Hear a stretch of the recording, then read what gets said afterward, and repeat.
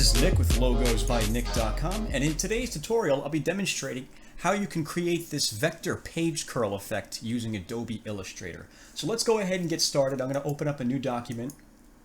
I'm going to use a web large template, which is 1920 by 1080. Go ahead and click create.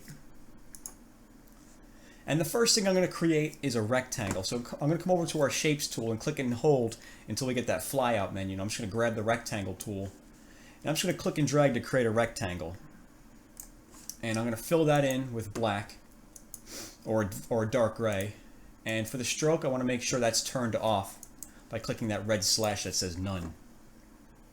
And once we've done that, what we're going to do is go to View and make sure you have Smart Guides turned off, and you want Snap to Pixel and Snap to Point turned on. That's how I like to work for this design anyway. So what we'll do now is go to Window, and we'll open up the Align window, which is up here.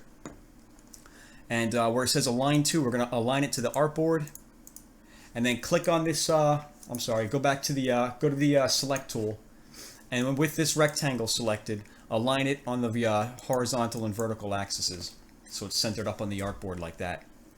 And what we're going to do now is go back to our shape tool and click and hold and choose ellipse.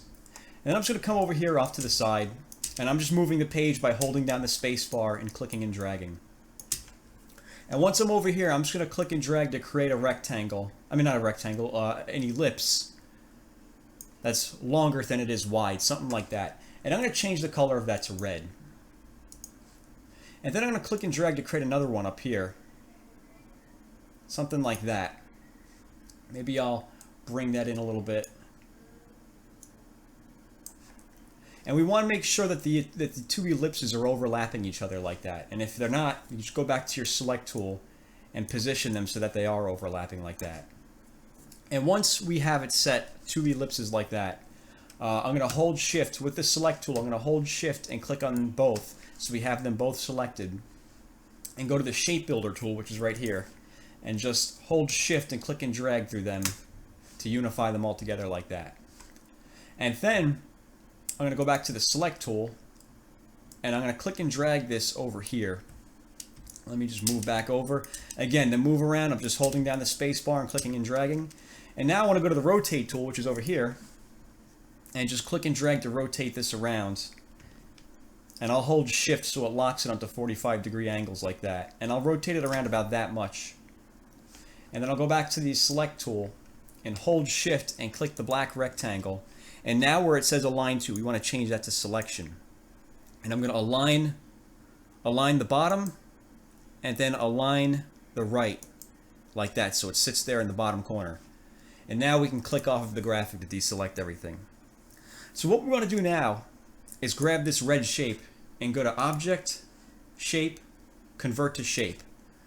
And once we've done that, what we have here, if you're looking at the black area of this right here, you're noticing that's where our page curl is going to be. So what you could do is hold Shift and scale this up or down depending on how big or small you want the page curl to be. Because if you notice here in the thumbnail, that's kind of the shape of it right there. So what we're going to do now is we're going to create a duplicate copy of this black rectangle by clicking on it and then holding Alt and clicking and dragging so we have an alternate copy. And I'm going to take that alternate copy and make it a shade of blue. I'm going to double click this. I'm going to make it something like that. The color I'm using is 00BDFF if you'd like to use the exact same shade. Go ahead and click OK. And then I want to change the Align To. I want to change this back to Artboard and align it back on the horizontal and vertical axes like that. And now what I could do is hold Shift and click on the red shape so we have them both selected. And now we can go to the Shape Builder tool and hold Alt and click on that segment to get rid of it. And then while still holding Alt, click on the red segment to get rid of that, so that we're just left with this corner piece right here. And now we can go back to the Select tool. And what I want to do now is zoom in over this area. So I'm going to hold Alt and roll up on the mouse wheel until we're zoomed in a good amount, like maybe like that much. So what I'm going to do now with this shape selected, I'm going to click off of the graphic to deselect everything. And I'm just going to come up here to where it says View and make sure we have Smart Guides temporarily turned on. And then what I'll do is I'll go to the Pen tool and I'll snap the cursor onto the bottom edge of this this ellipse shape down here. Snap it onto the path there and click, and then bring this line straight across to the edge over here.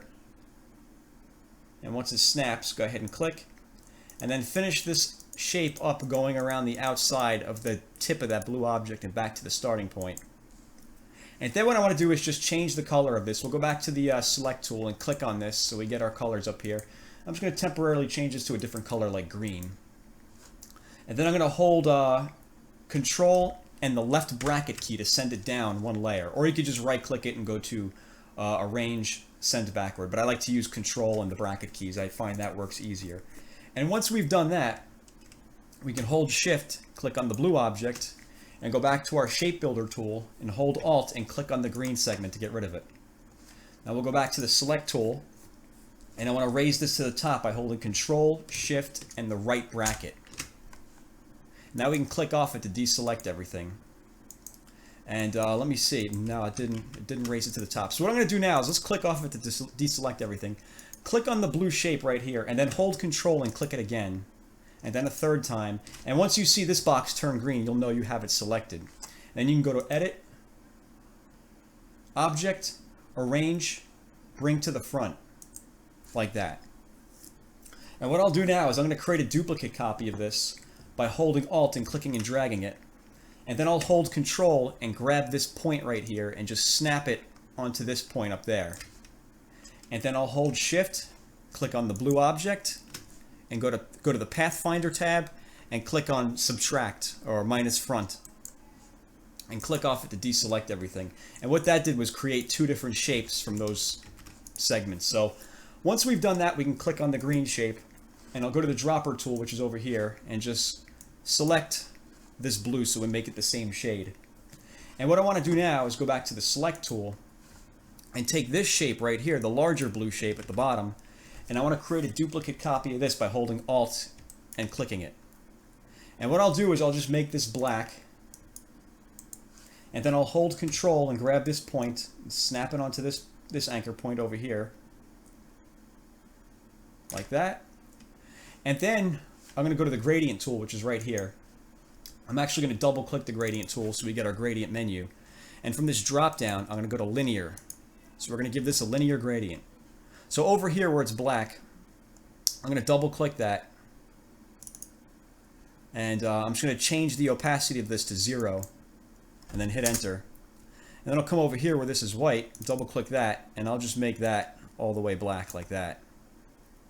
And if you'll notice, I'm in the color tab right here. There's two different tabs right here. I'm in the color tab right here. I make that all the way black. Go ahead, hit Enter. And by the way, in this menu up here, I'm in the grayscale tab. So once we've done that, go ahead and hit Enter. And I'm going to take the cursor and bring it to this line right here on the outside of the right side of that line. You're going to notice the cursor turn into a little rotation symbol. And once it turns into that, that means you can click and drag to rotate the gradient like that. And I'm just going to take this and shrink this down. I'll rotate it around a little bit. And I'll take this and bring this down as well.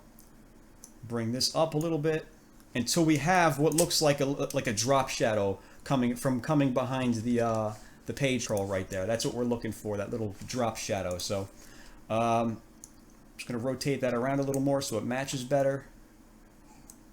Bring that up. Bring this over. And what you could even do is you could take this center node right here and adjust that as well.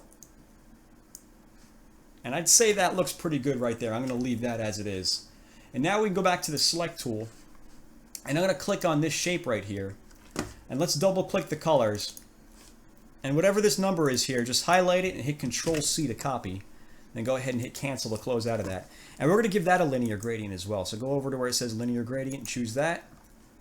And from this tab over here on the right, we're going to double click that. I'm going to change the opacity to 100%. From this drop down, I'm going to go down to HSB. And actually, you know what? I'll go to RGB. And I could just paste in that number. Hit Control-V to paste it in. Then hit Enter. And I'll do the same thing on this side. I'll double click that stop. Come over here to RGB, paste in that number, Control V, and hit enter. And now what we want to do is create a couple of new stops between these two. So what I'm going to do is I'm going to double click this stop first. And I'm going to go to this menu and go to HSB. And I'm just going to lighten this up. This is going to be the light end. Something like that. Now we just hit enter. And let's grab our gradient tool so we can alter this. I'm going to rotate this around.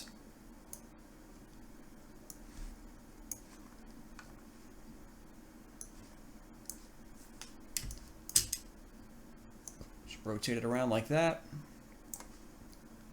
And you can move the entire gradient by using this center node up here. I mean, not the center node, this round node at the top. Just move that over like that. And what I want to do now is add some new stops in here. So what I'm going to do is I'm just going to click on this gray area right here, and that's going to add a new stop. And I'll just double click that. And double click that.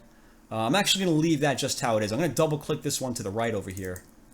And I'm going to make this one a little darker. I'm going to take this G and slide this to the left a little bit. Maybe do something like that. Or you know what? I'll come back over to the HSB. And I'll just darken this up a little bit. Or you know what? We want to make that lighter, actually. That needs to be lighter. So make that lighter. Now we could press enter to close out of that. We'll double click this node. Actually, no, we'll just click right here and create a new node right there.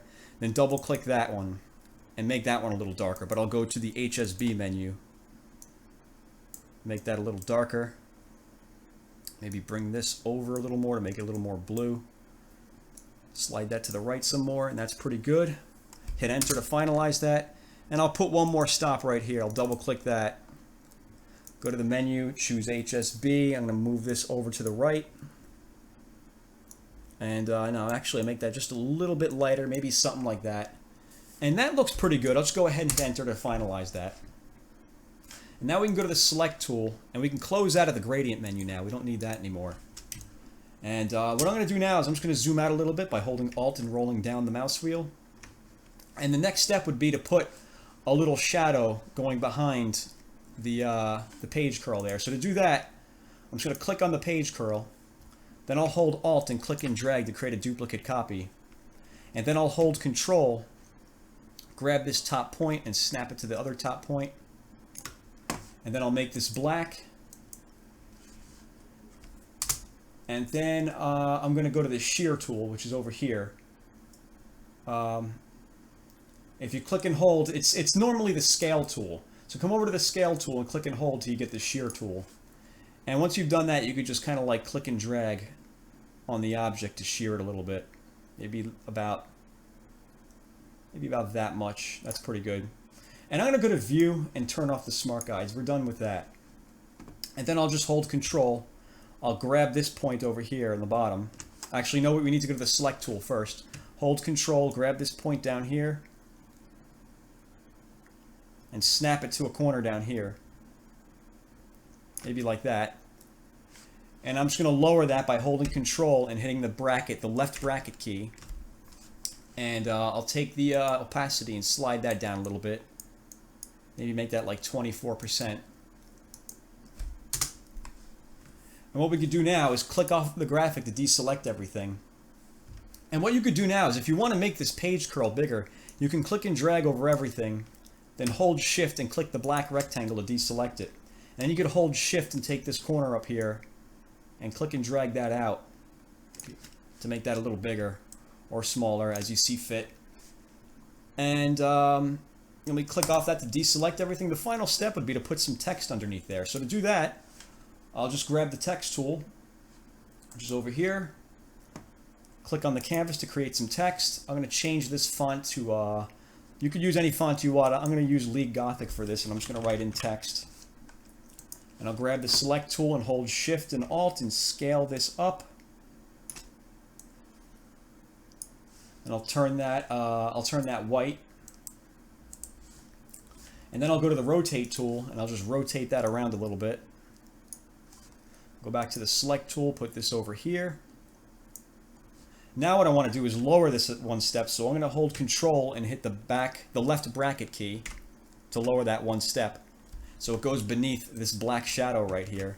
And then I'll take this object right here and I'll raise that to the top by holding Control, Shift, and the right bracket key so that it looks like the text is going underneath there. And if you want to click on the text, if you notice you click on it, it brings up, it grabs this gradient first. You can just hold Control and click on it a couple of more times and then it'll grab it. And you'll know it's grabbed when you see it light up, when you see the selection highlight it, and you notice the color of it here in the color box. So that's pretty much it. That's how you can create this page curl effect using Adobe Illustrator. So if you have any questions, let me know. And as always, thanks for watching.